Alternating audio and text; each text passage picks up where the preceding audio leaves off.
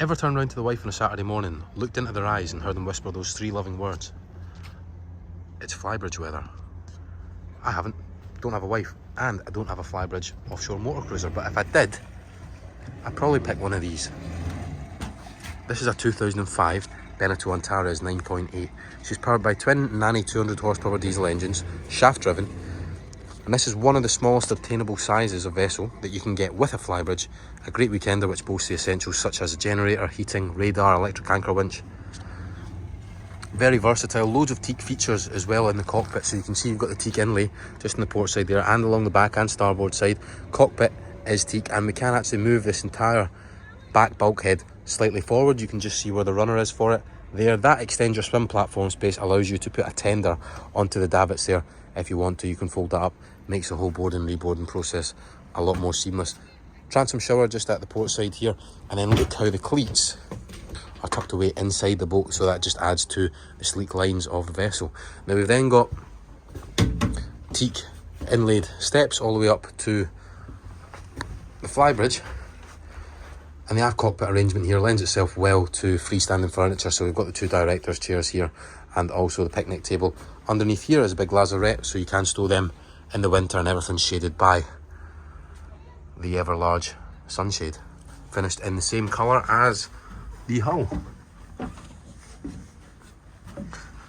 Now this here is your drinks cooler, and then we've got L-shaped seating arrangement off to the starboard side, grab rail, very accessible there, and the backrest is again secured by a double rail just within the cushion. At the back we've got nav light, radar system, spotlight, and then the aerial is for the VHF. Two individual bucket seats, one for captain, one for navigator. Now I have taken this out in sea trial. She did well over 23-24 knots. It was great sitting up here. You do get the bow wave while you're underway, the wind in your hair, a bit like riding a convertible car, just adds to the experience. We've then got twin throttles, bow thruster, trim tabs, steering wheel of course, don't need to teach you how to suck eggs. We've then got electric anchor winch control, stop start for the engine, that provides your depth and your speed, and then you've got a Raymarine plotter just in there as well. Every day's Flybridge weather in Scotland, trust me. Right. Now once we're in the saloon, the fuel and the usable space is magnified thanks to the big midship to ceiling tinted windows on all sides, and then your twin windscreens up at the bow. Now when you compare that to your 37-foot sea line there, look how much smaller the windows are, really thin, angular, you can't see out from them when you are sat down here. The table split fold, so you can remove the cup holder, put it down like that if you want to as well, and then if you're dining you can have it out set like a dinner table. You can also drop it down, so we can use it as a berth, but what you could also do is sit here, put your feet up and watch the television that is just wired above the helm position. Choice is yours. Now let's take a look at the main storage area. So we've got cutlery shelves, cutlery lockers, shelf storage there. This one is a cocktail cabinet. Notice they've left nothing there. You've then got your main fridge with a freezer compartment also. And that leaves us a lot more space for the galley. So that consists of a hot and cold stainless steel sink. We've then got a trash receptacle here. We've got plug sockets if you want to get a kettle in there. Twin gas burners, so you don't need to call on the generator, which you do have, which you can use if you want to. That's the control for it there.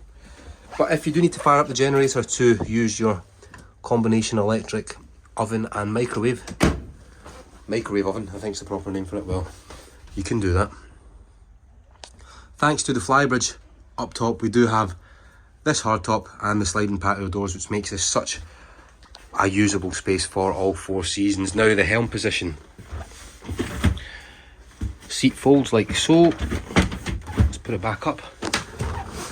And let's look at the specs. So yes, there's our generator control. We then have our twin throttles, trim tabs, bow thruster, electric anchor winch, Raymarine C80 plotter. That'll also link into the radar. Then our spotlight control for the remote spotlight up top.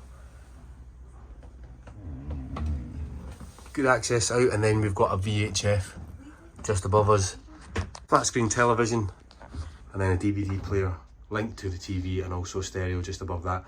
Then a Navtex Pro Plus as well, just above that one. It's demisters up here in the event you are going underway while it's raining. One last look, and then we'll take a look at the switchboard quickly. So there is your diverter to switch between shore and generator, 240 volt power. Then we also have our Everspacker diesel heating control unit. Straight away, let's look at the starboard cabin. Twin bunks, television in here as well. There's storage space just under there. Now both of these bunks look like they've hardly ever been used, and they both have their own individual reading lights. Just there, another storage space also, and then a mirror so you can check yourself out in the morning.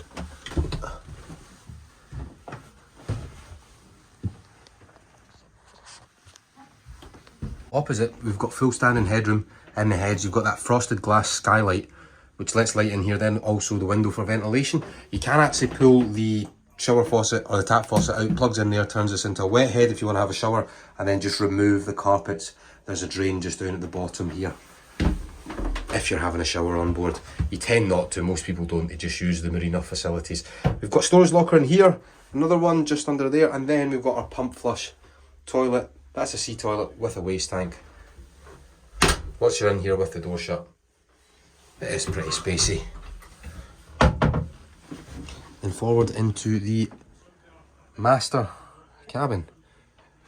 Big double berth, you've got great access near enough up to the edge of the bed actually, so the far top left corner of the bed. You've then got blinds that come across these lights here, blind bare and curtains.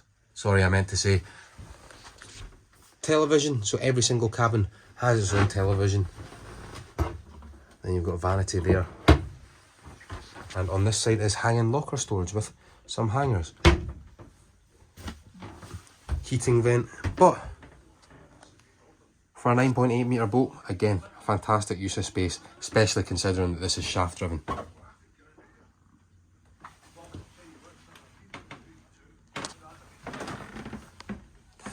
Right, engine time. She's powered by a pair of 200 horsepower Nanny turbo diesel engines. Now that is effectively a Toyota Hilux engine that's just been marinized. Very, very reliable. For example, if you look at any conflict zone in the world right now, you look at the vehicles that the militaries are driving around in, guarantee you 9 times out of 10 it's a Toyota Hilux. There is a reason for that. Those engines are super, super reliable.